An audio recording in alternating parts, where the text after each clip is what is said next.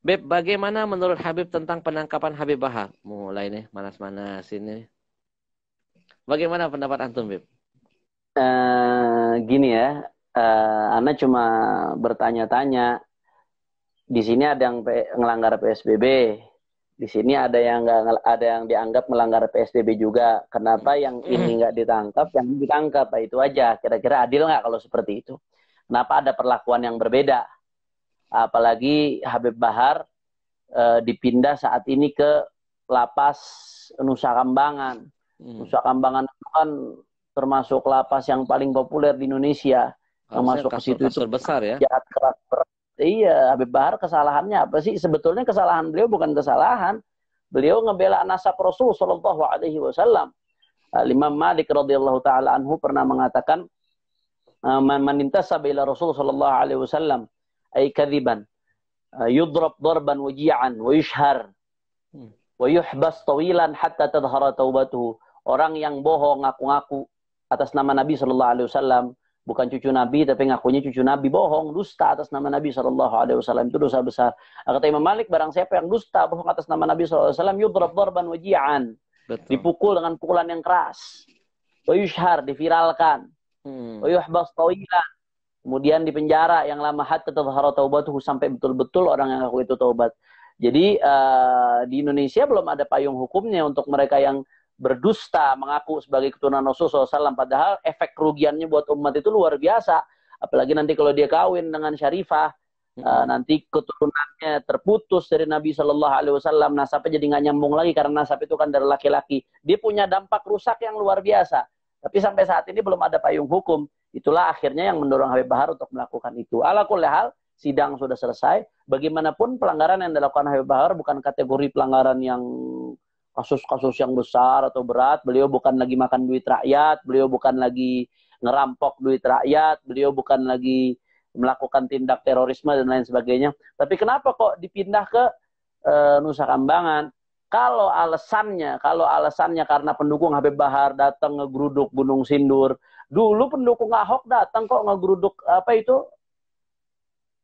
Cipinang, LP Cipinang. Waktu Ahok pertama kali di penjara, LP Cipinang digeruduk sebanyak-banyaknya sama pendukung Ahok. Sampai malam mereka tetap di sana. Nah, tapi Ahok nggak dipindah ke Nusa Kambangan, dipindah malah ke Makobrimob yang pengamanannya dan penjagaannya lebih baik lagi. Kenapa kok giliran Habib Bahar dipindahnya ke Nusa Kambangan? Kenapa nggak ke lapas-lapas lainnya yang sekiranya ada unsur keadilan di situ? Jadi penangkapan Habib Bahar kembali itu sendiri sudah banyak tanda tanya.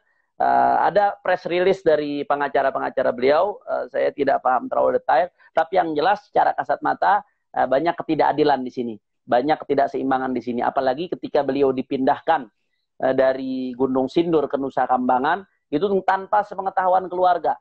Informasi yang saya dapat dari keluarga tanpa sepengetahuan keluarga. Padahal seharusnya harus ada pemberitahuan kepada keluarga. Ini pemindahan, bukan penculikan. Tanpa sepengetahuan keluarga kan jadi mirip-mirip penculikan. Keluarga nggak tahu Habib Bahar di mana, bagaimana keadaannya. Makanya kita doakan mudah-mudahan Habib Bahar Allah berikan kemenangan, Habib Bahar Allah berikan kekuatan, Habib Bahar Allah Subhanahu wa taala jaga zahir dan batinnya. Dan mudah-mudahan siapapun yang ingin membalimi para ulama, para habaib, atau membalimi siapapun, membalimi rakyat kecil sekalipun, membalimi siapapun yang zalim, mudah-mudahan diberikan hidayah oleh Allah Subhanahu wa taala. Kalau memang sudah Allah takdirkan tidak akan dapat hidayah, mudah-mudahan dihancurkan oleh Allah Subhanahu wa taala. Baik, Masya Allah. Beb, ada dari Farhan Yazid 23. Kesalahan Habib Bahar itu cuma satu, Beb.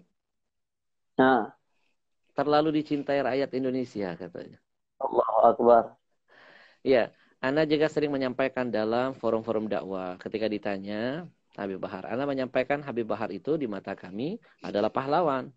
Di mata para habaib adalah pahlawan.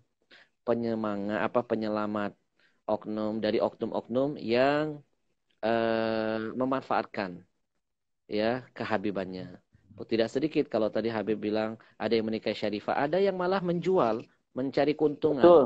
menipu. Betul. Ya, karena di beberapa tempat di negeri ini kalau sudah dengar Habib itu, Masya Allah, jangankan anak perempuannya, jangankan hartanya, nyawanya dia berikan. Nah, orang oknum-oknum yang begini memanfaatkan. Kami para habaib tidak pernah memanfaatkan, insya Allah. Kami diajarkan oleh jin-jin kami datang ke Indonesia bukan meminta, mengeluarkan. Betul. Naam, Habib. Jin-jin kami mengeluarkan, ya, bukan meminta. Jadi, oknum-oknum begini harus diberantas. Jadi kalau ada oknum, Betul.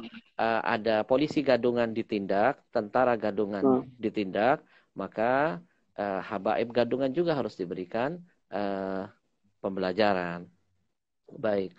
Ada sebab-sebab, ada sebab ya, tidak mungkin ada asap kalau bukan karena api.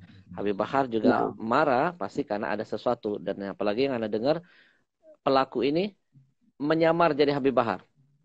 Betul, dan ada korban-korban yang ditipu dan memang. Korbannya bukan sedikit, banyak sekali.